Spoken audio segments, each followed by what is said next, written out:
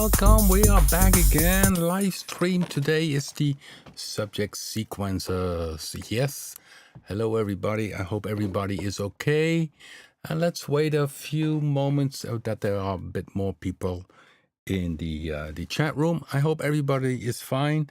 And of course, we are on our side very busy developing all kind of new goodies. So one, of course, the hot subject is Blue 3. I will play a few more samples we have inside of it. And this is about ready to go. So next week, we're going to build in these samples, and then we start the checkup of the engine and also doing already some design work. I was just in my personal bank and I found this nice arpeggiator sound.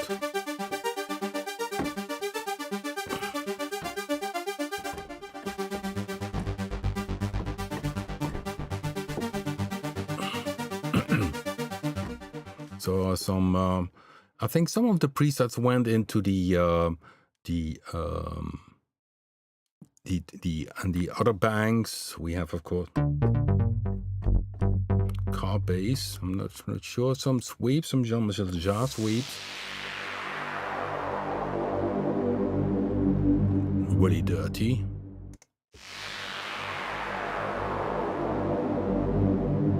Yeah, and this one I used last time, Time Wind.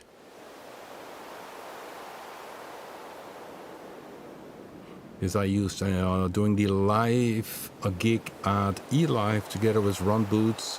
We did a tribute to Klaus Schulze, and we started it with the typical Time Wind sound. Yeah, see, VP choir. This is.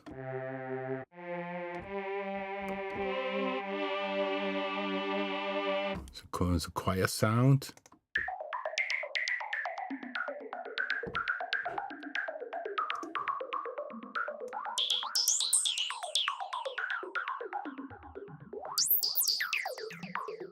It's nice. And now you can hear how fast the envelopes are.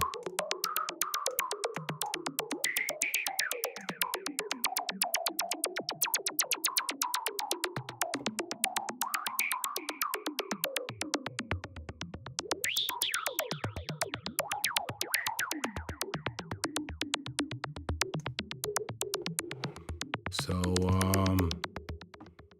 yeah, it's a little bit of a mess. Somebody asked, can we have this preset? But I think many of them are inside the regular banks already. So the Aurora leads, I think they are inside of it, or downloadable from the live stream where we replayed the Aurora song.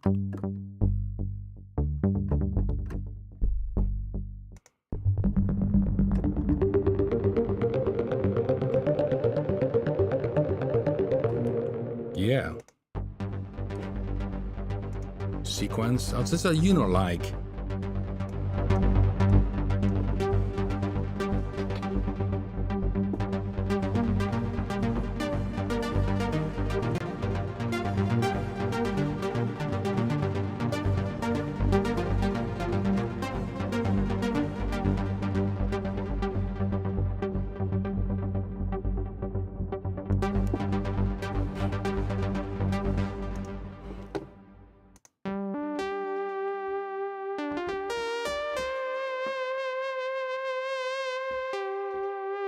Yeah, all kind of ring modulation. And what is it? Termin.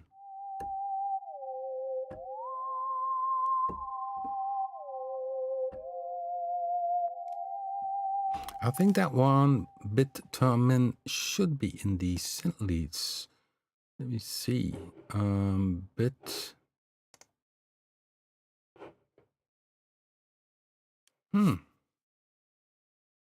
Let me use find preset. Termin. I hope I write it right. Nothing pops up. Clear.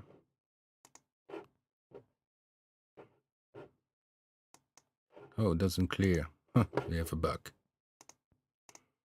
Okay, so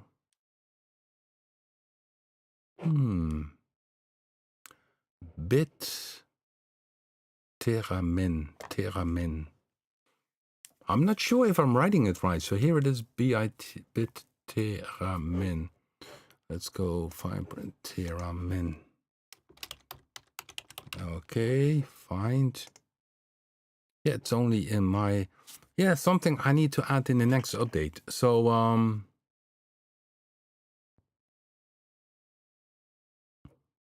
something I need to check out. So, yeah, I think maybe I just filter this out because we anyhow will be having an update for BIT anyhow at any day, not any day, but planned after release of Blue 3. We want to add ratcheting to it, and so then we also will have some new presets, and then we can add these. But what I can do here, Brian's from the chat room, is of course figure out what is what, and then of course if you really want to have it, just drop me an email and I can send you the bank. So it's a messed up bank, but maybe you simply like it. So the new sounds would be this time wind, for instance, and the other ones, yeah, some of them most likely will be inside the banks already. There was somebody asking about the sample and hold.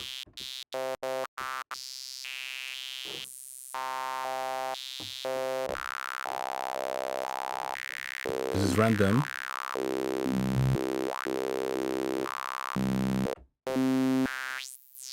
High pass filter. Let's take it. So this is the sample and hold. And somebody was asking, okay, I want to have the sample and hold that it each time if you press the note that it's a different value. So instead of it continues playing. And for this person, I made a preset, and I think that I have it somewhere here.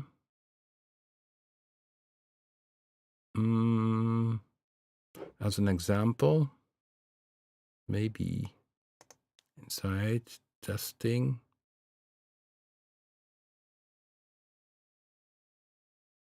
Testing again. Oh yeah, my bank is pretty much a mess up. So where is it again? No. No, I'm checking here.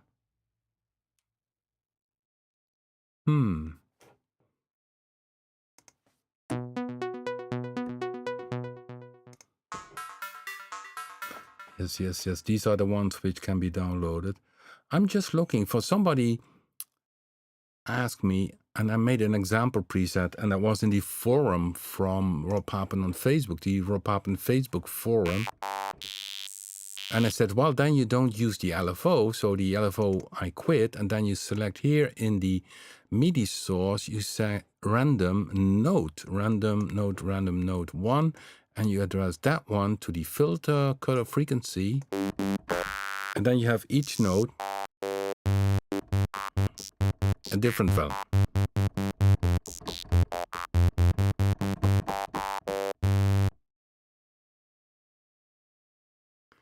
Oh, that's a good point.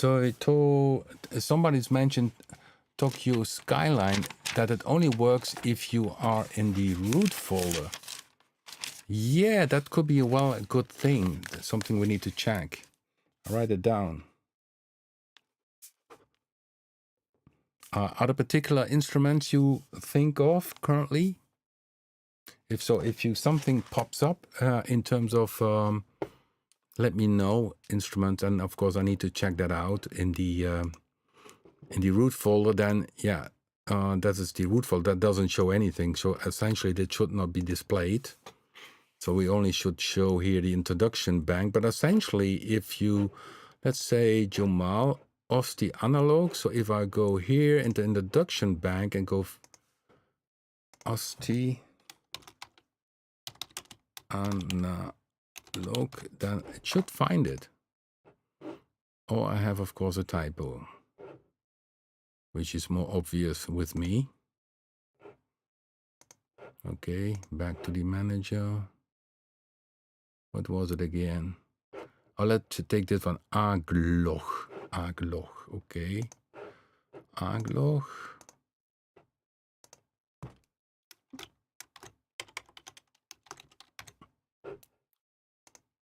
Yeah, now it shows it.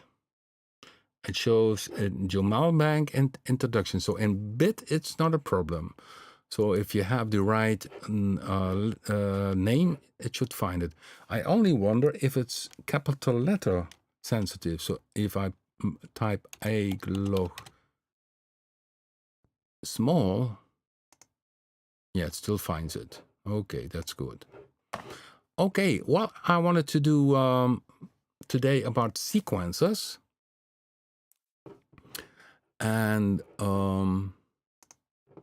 but first, for the other people who are not on Facebook, I made a few pictures of my studio, and so you can see it now, my studio. So if you're not on Facebook and you did not see my post, I made a few pictures.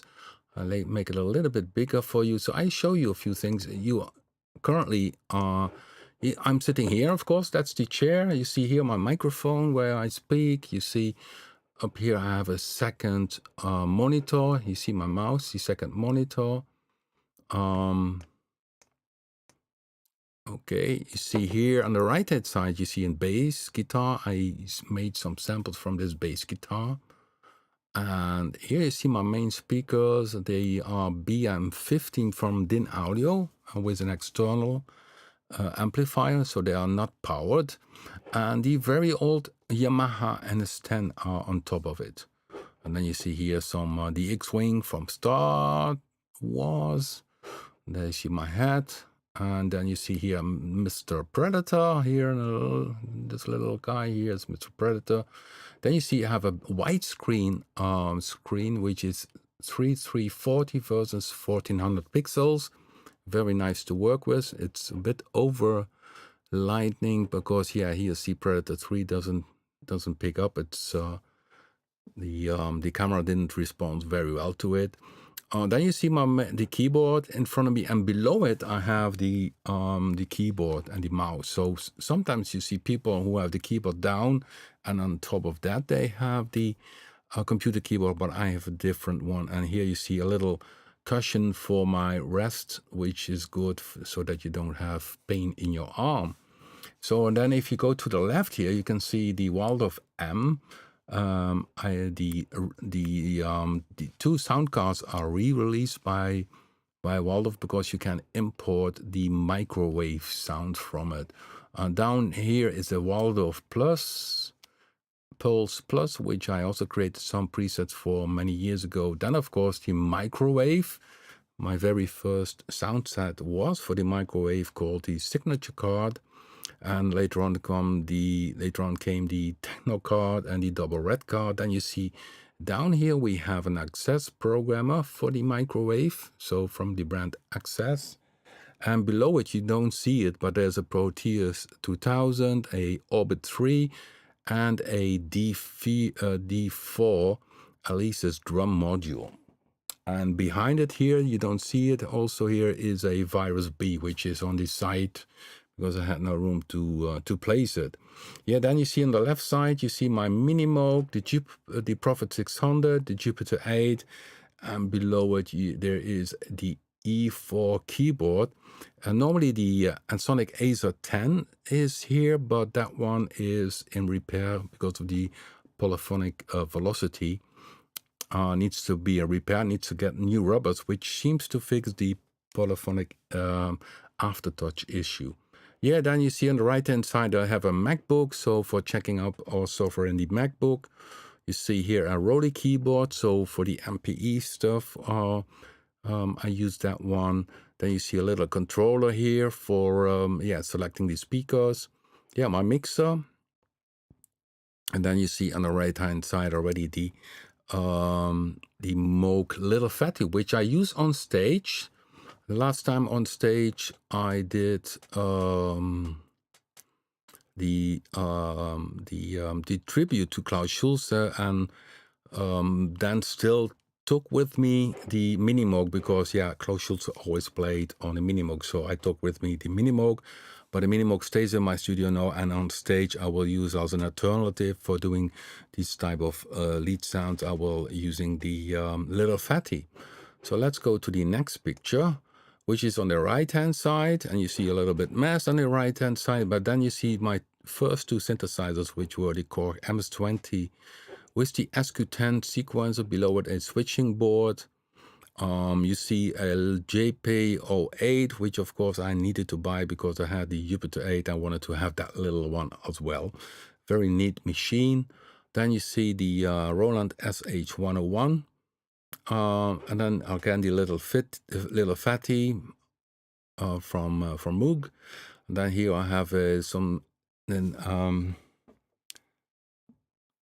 SBL Dynamax, which I use on this mic currently for keeping a bit of the uses a little bit of noise gate and compression, and a Vitalizer.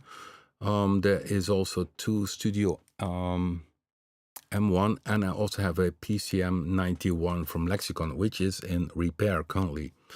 Yeah, then you see some CDs in the background and some mass on the other side.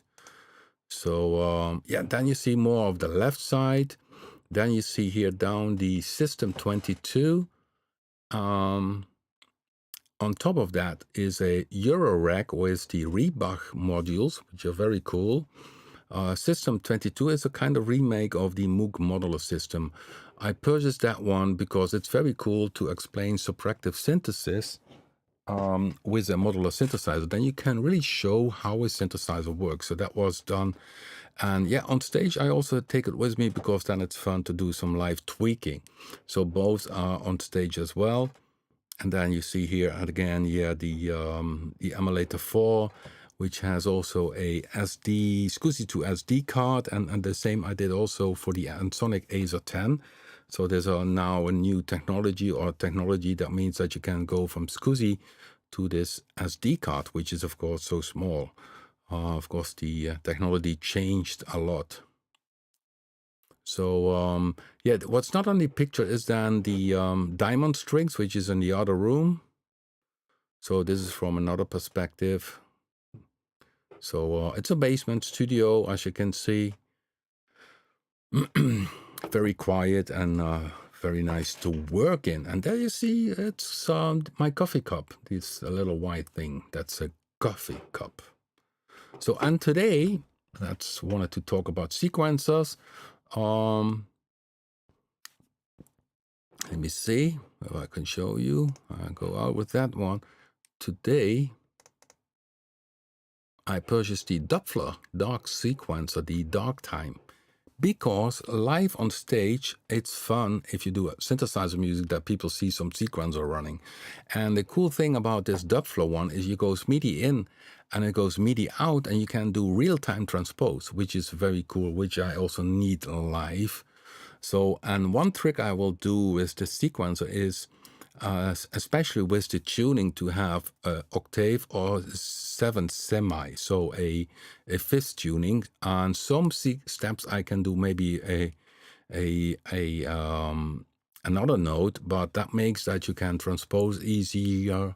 You can change the sequence, and you're not that much have to worry about major or minor.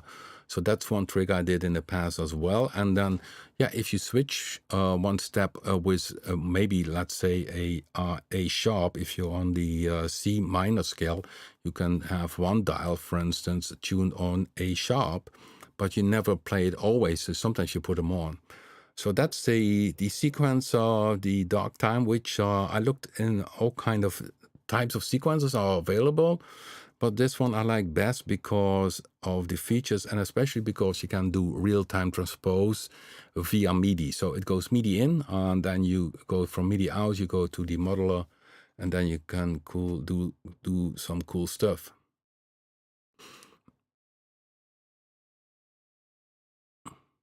How do you manage the moist levels? That's a good one. I have a moist machine, and especially with these days, when it is a very high humidity, I need to empty it each day. So definitely, if you have a basement studio, you definitely need a machine that takes out the moisture to keep the humidity low. Otherwise, everything starts to rust. So that's very bad for your equipment, and of course, yourself also do breathe out moisture. So that's definitely needed.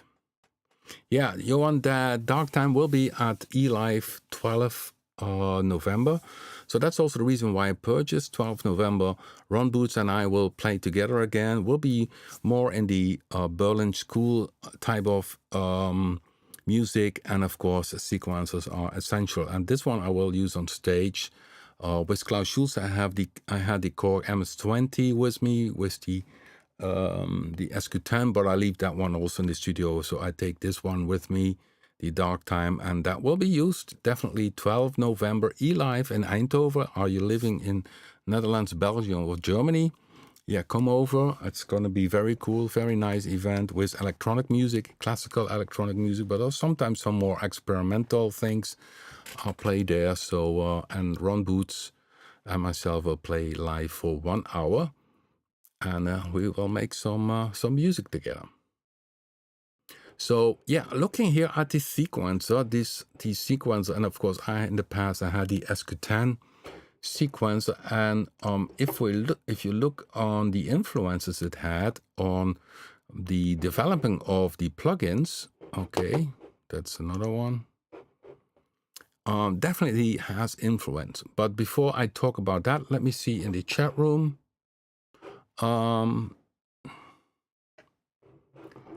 It's indeed an Jan Erik Halverson asked, "Do you play bass?" No, I don't play it, but I took samples from it.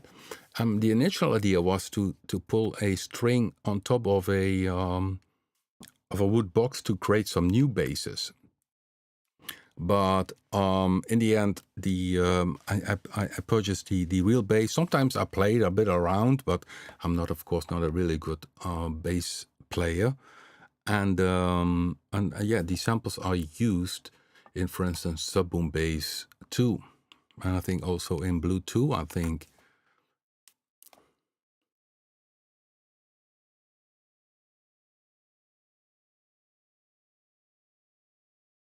Yeah, definitely. Another option for in the studio to avoid that you have too much moisture or too high humidity is, of course, using a airco.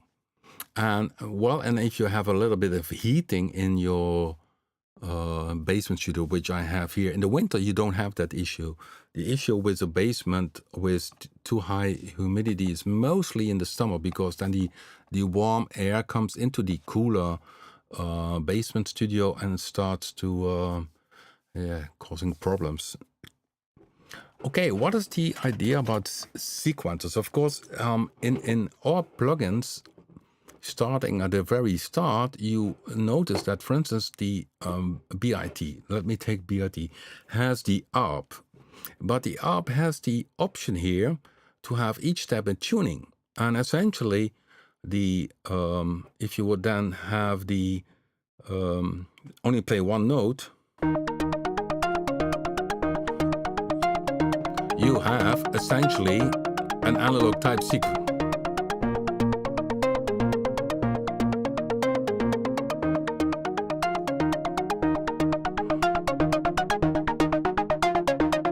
So essentially the ARP is now a monophonic analog type sequencer. So this we did, of course, in the past, turning the dials. And that's, by the way, also a very nice thing about the Doppler dark time, is that on MIDI, you don't have to tune the dials. It really goes in semi steps. You can go up, down. So you don't need this precise tuning, which is, for instance, with the SQ10 from Korg, which in that time you really need to tune step for step, a precise tuning. I mean, so and now with the dark time, and you use MIDI, you turn the dial, but it's going in semi steps. So sometimes when you had an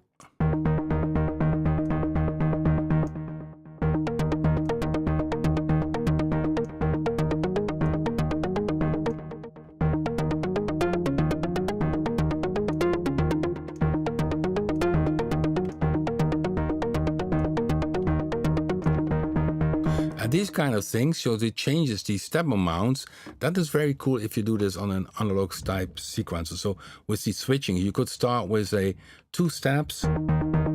Therefore, there are so many switches. So for instance, if I go back on the, here you see all these switches where you can say, okay, play the step, stop here, stop here. So you start with 2 steps. Essentially, I only have 16 notes in max, but that makes the typical style. So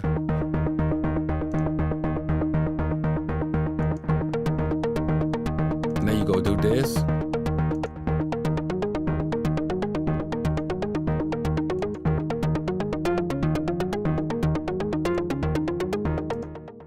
And now each time it stops, so I can ask John, by the way, that's maybe a good idea for BIT, because that we make this a little bit more the analog sequencing type of thing, that the steps here, if you change it, that it doesn't make the sequencer stop, but that it picks up the next time it plays. So if you have 2 steps, I play it now, and if I would go then to 8 steps, then it right away would go over. I think that should be possible. I'm not sure if this also cannot be automated. So, but that's something I think that will be a cool idea, because then you can, let's say, if you can have a dial for, then you can make this more dynamically, and that will be cool. Okay, I'm in the chat room.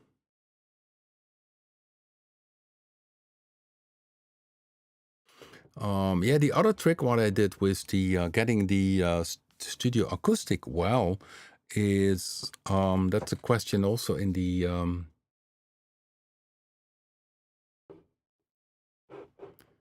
1 second. Oh, it's gone here. 1 second, please. So here in the background, you see this here. This is my studio. The walls are pretty easy. These so there's a little tip on building your studio. What I used is 7 centimeters of Papen, which is a glass wall, they call it, but with a thing on top of it. And over this, I made then a kind of frame, wooden frame, and then in between these Papen to isolate the sound. And then on top of that, I jute stuff, they call it. I don't call it this fabric. I put over it, and of course after it I did spray it so that it doesn't catch fire. So that was a pretty easy thing to make it acoustic very nice. So okay, but I saw Tom Alry had a question about the free row. Well, the free row is of course something you can address to anything else. And I see here the free row, he uses the free row here, let me see, free row to control the filter envelope amount. So when I click on number 5, I can bypass it.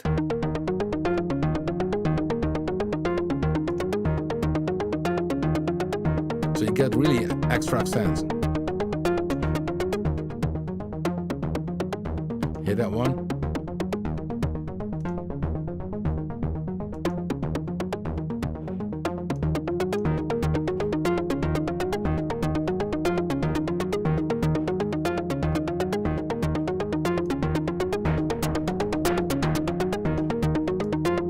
Very nice sequence, by the way.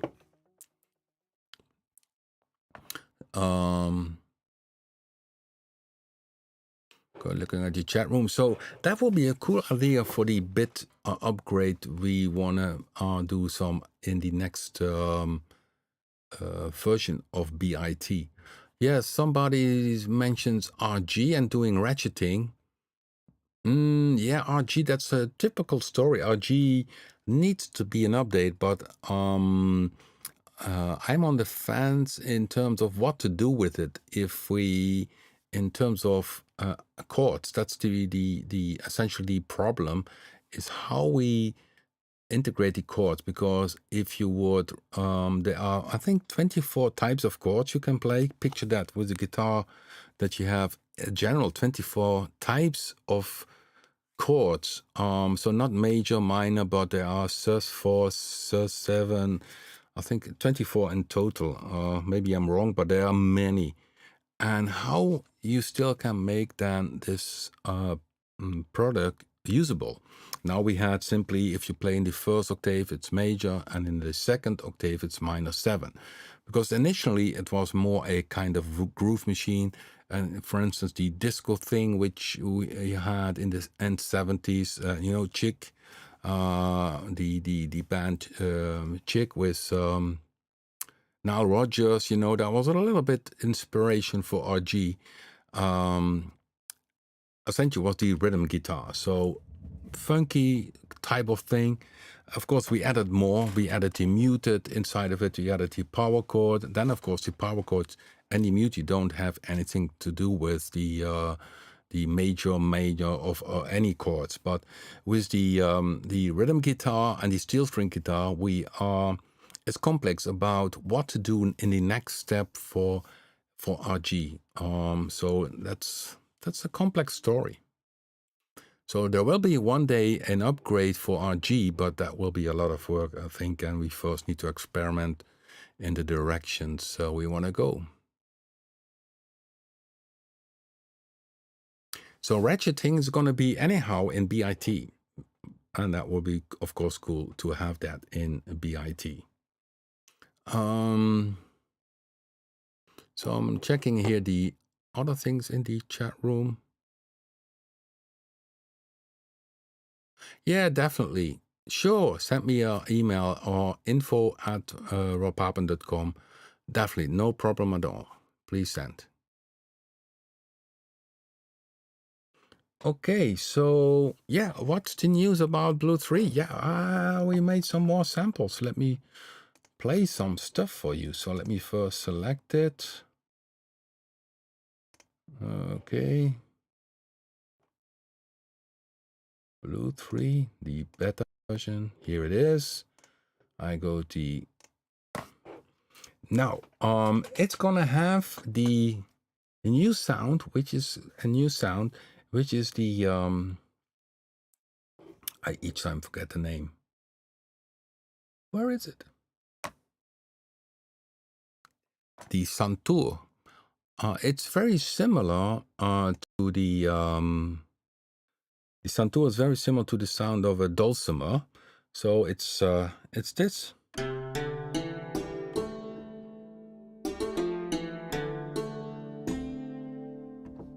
It's this thing where you hit this with a little tiny, looks like a spoon.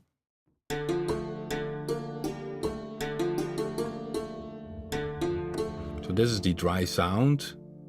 So you don't hear any effects. I put the release a bit longer. So it will be much nicer, of course.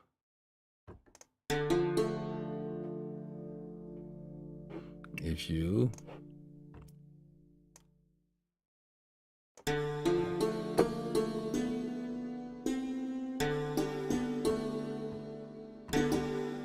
so this is there's a bit of reverb set. So it's a Santur. And then part 2 is higher.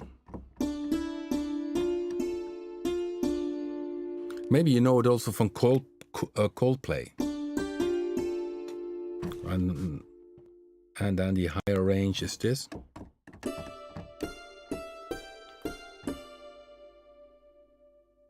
So that's a new one, Santur.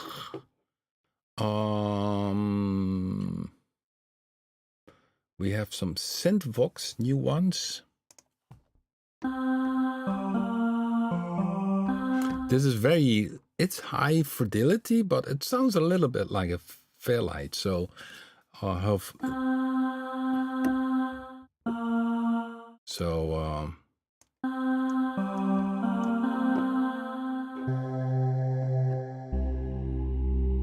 it's nice if you even transpose it. This what I will call Synthvox, because it's not really doing real Vox.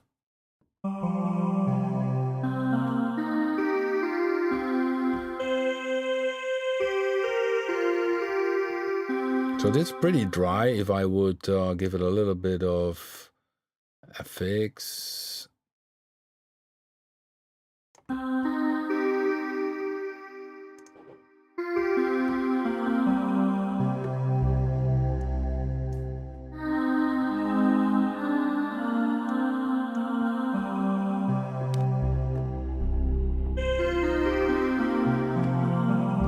And these are cool to combine with other sounds. So if maybe from the built-in, let me see if I find something which could be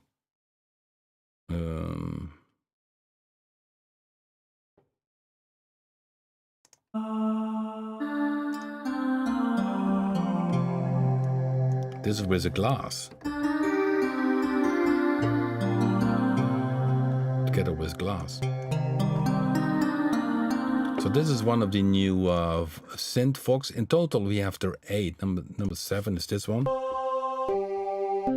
So it's a bit dry. So sorry for that. So all kind of. This is nice one. It's one of my favorites. Is this one is.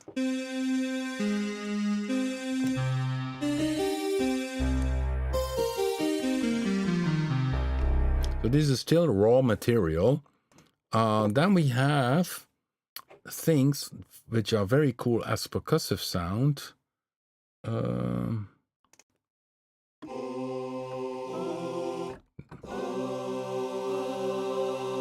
These are men.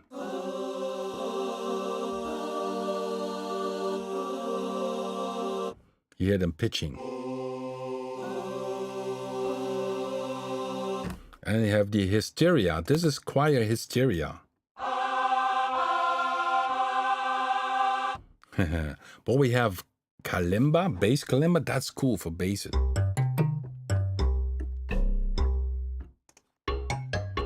And of course the complete.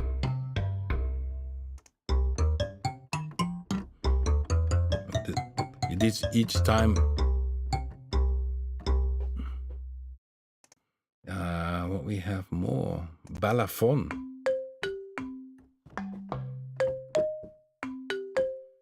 So this is a balafon. Oh, we had them last time, I think. And sometimes if you have a single sample, also looks cool. It's cool. So a little bit 80s type of. Only it's more hi-fi compared to the 80s. So this one is really nice.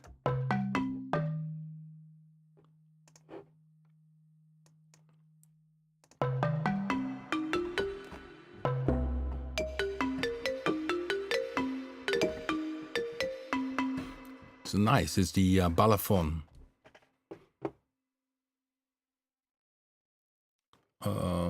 Yeah, bass balafon essentially if you play low.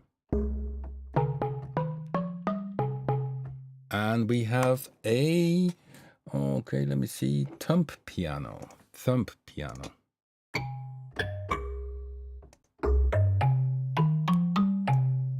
Which is also nice as a bass percussive sound.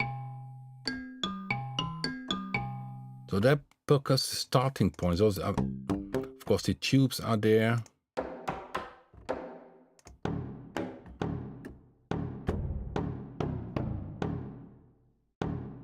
So yeah, plenty of things, and of course for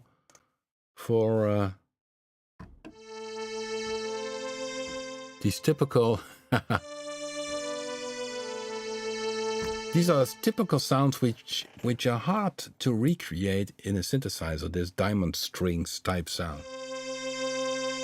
It's very icy. So this is the diamond string thing.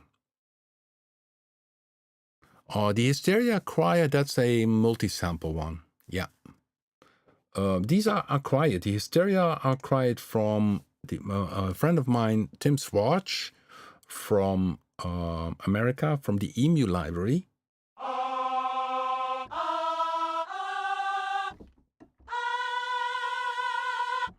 And then you get higher.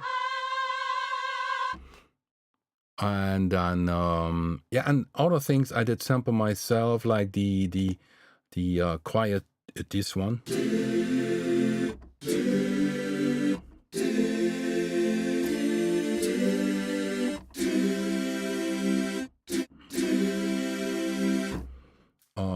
So yeah, some samples are acquired. Many are, of course, also sampled myself, like the diamond strings, the Solina strings, and other choir sounds. Looking at the left side, if I maybe missed something.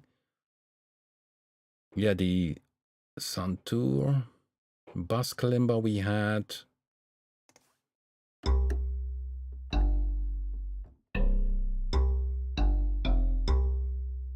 Nice, isn't it?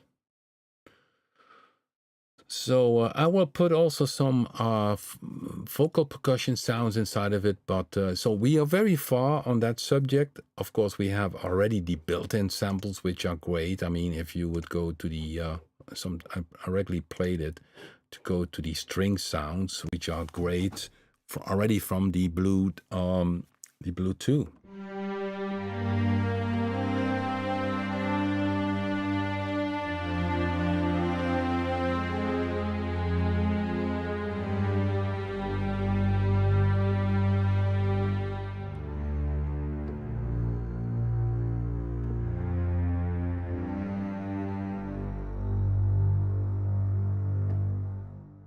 Yes, so that's going to be cool, but still much work to do.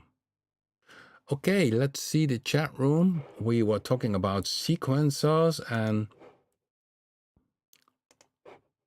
jumping from one thing to another. So that's the reason inside all our products that the arpeggiator.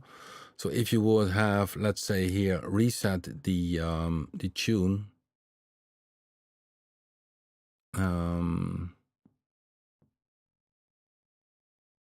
Where is it?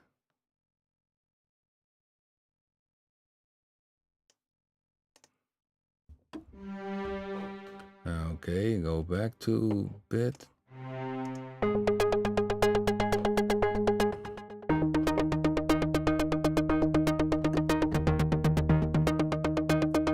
And then you have a traditional.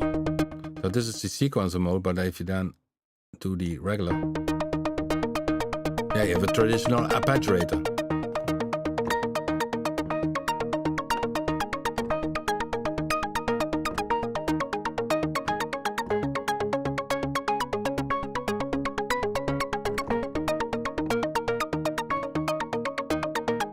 But one idea for bit 2, I will write it down, is the step lengths to make it maybe a dial if we have room for it, and then you can change dynamically the amount of steps.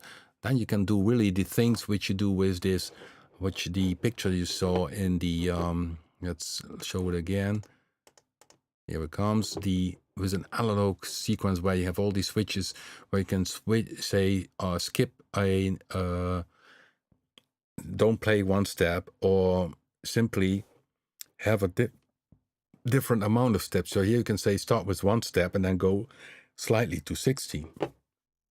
So that's something you see which comes over then in the in virtual plugins as well. So there it all started, and it generated essentially a whole music scene. This because you only had limited features with the analog sequencers. I mean, you see the SQ10, we had in the picture the SQ10 sequencer from Core. Definitely made a kind of style of music, and so we have this these sequences from my old Nova song. It's repeating each time the same note.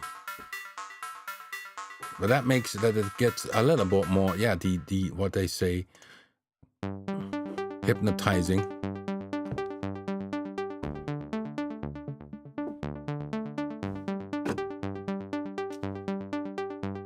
If you would make a bass player play that all the time, he would go totally crazy.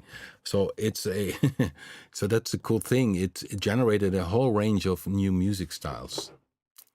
So the step dial, that will be an idea. So I wrote it down. That's something for what we will have in the upgrade for bit. So it will definitely bit 2.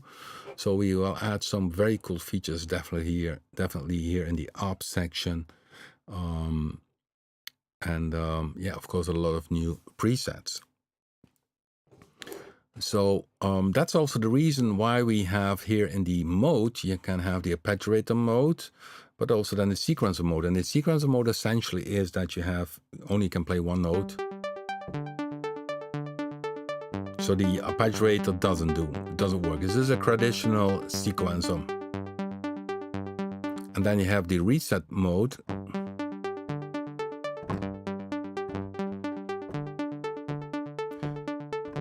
You see? So if you don't do reset, you can change the note in between. So let me...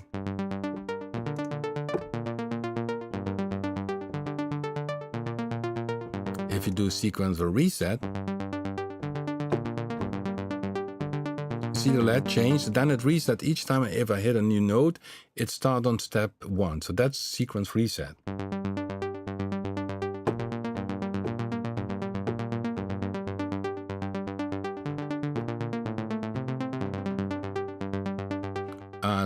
So that's also a cool thing, which essentially, if you say, okay, I want to control the step lengths, you can also say 16 steps. And then if you have made a sequence, so, oh, let's go back, yeah.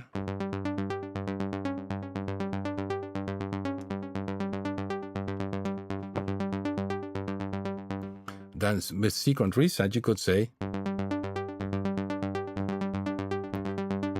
and then continue, or even so.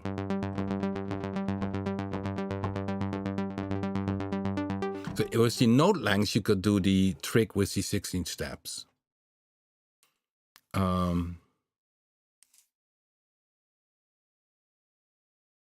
Yeah, bit E, byte, yeah, byte, yeah, E. Yeah, that's a funny thing. That will be maybe a cool thing to do.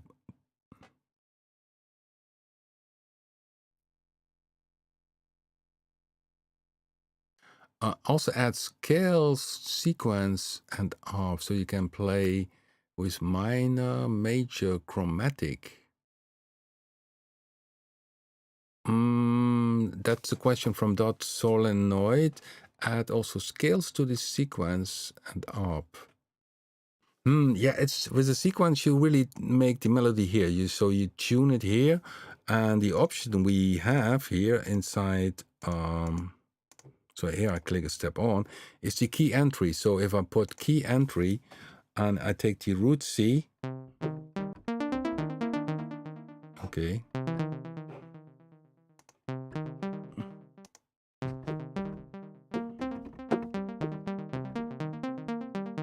Okay, now the key, let's play it.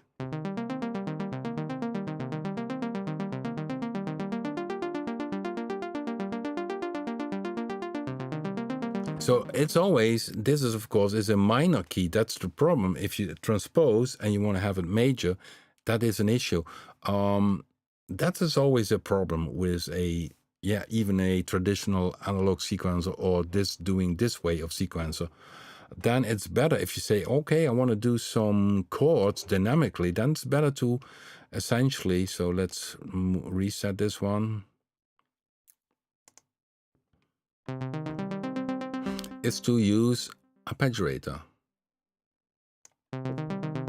So now can I have major or major, minor, no, major.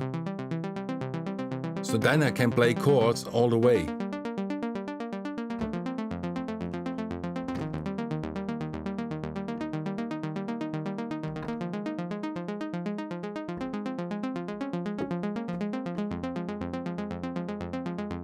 Yeah, so that's then I would say use then the arpeggiator. With the sequencer, it's only playing one melody. If it's major or minor, doesn't matter. It doesn't change to the key. So that's not possible. At least not in all plugins. Okay.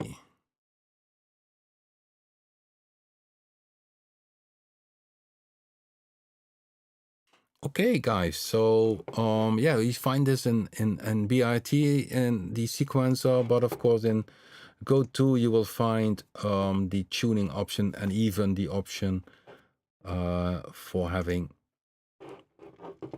a chord. which you in this setting. So there you can do even a chord. So that's one special thing of Go2. And of course we have the sequencers in Predator 3.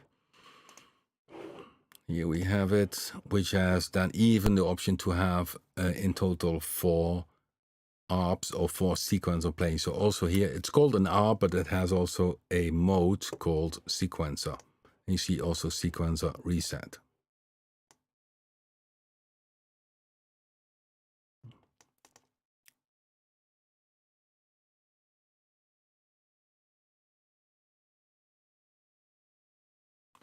Most don't have a scalar section.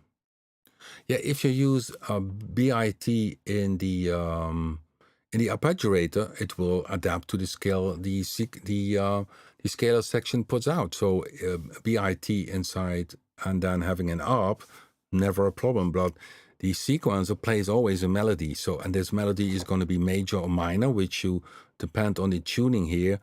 And the scaler cannot change the tuning inside the sequencer here. So if I have a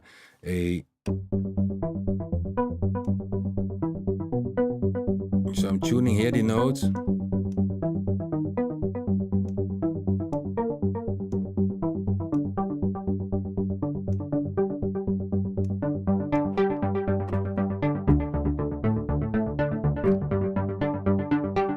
I have a sequencer.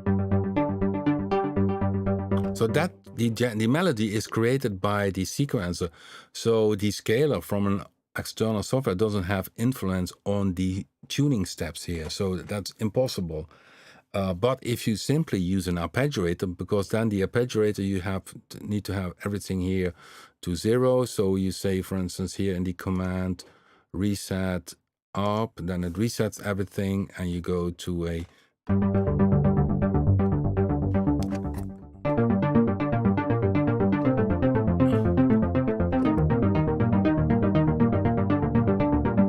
then you have, of course, you play the chords and then it adapts. So the scaler will work with the traditional ARP setting. So that's not a problem.